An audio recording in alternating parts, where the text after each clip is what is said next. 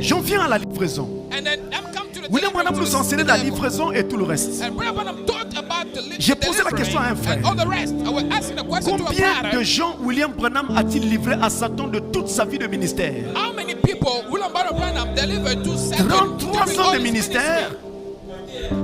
Dans une Amérique où il y a des gangs, des histoires de toutes sortes, William Branham n'a livré personne au diable.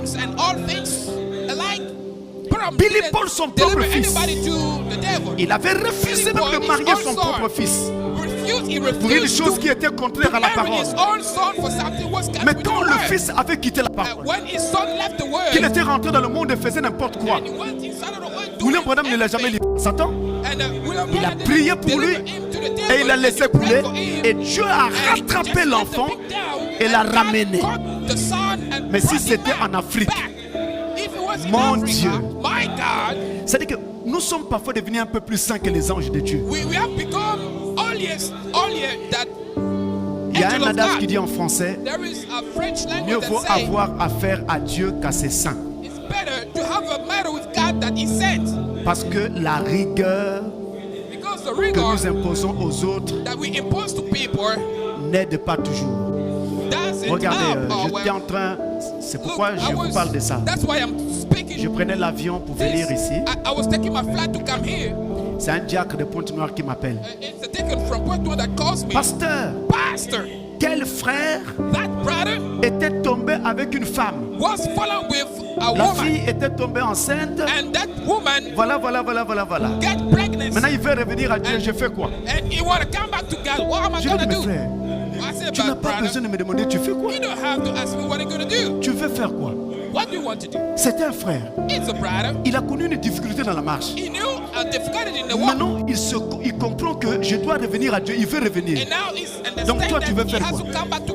Le livrer au diable? Il dit, je lui dis ceci: nous travaillons pour aider les gens à marcher avec Dieu. Donc la chose qu'il faut faire, aide ce frère-là à revenir sur le chemin, à se réconcilier. Il va voir les parents de cette fille-là. Il va certainement décider de l'épouser. Et tout ce qu'ils pourront donc s'entendre là-bas. Après il rentre dans la communion.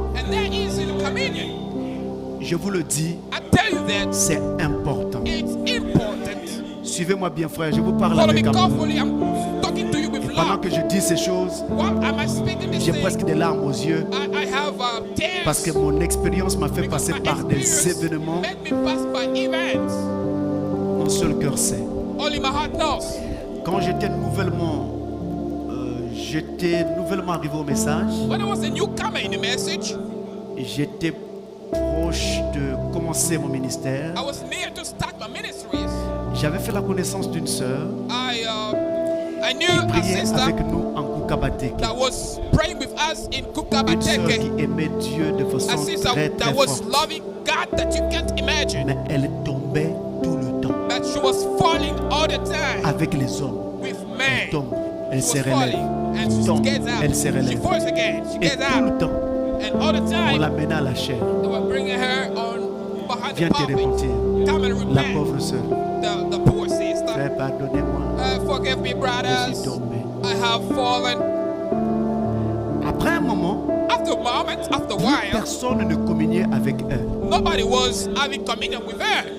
C'est en ce moment-là que moi j'arrive. Elle fait ma rencontre. Elle pensait que je vais agir comme les autres qui ne veulent pas communier avec elle. J'ai communié avec elle.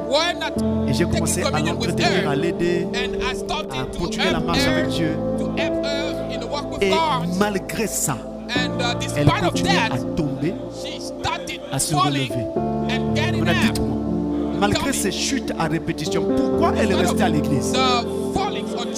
Il y avait une sémence en elle. Un peu plus tard, Dieu lui a donné un mari. Gloire à son nom. Mais vous voyez, il fallait l'accompagner. Généralement, lorsque quelqu'un doit se repentir du haut de la chair, la communion entre l'église et ce frère-là est presque morte. Je vous le dis. Et pourtant, ce sont des dispositions de la parole.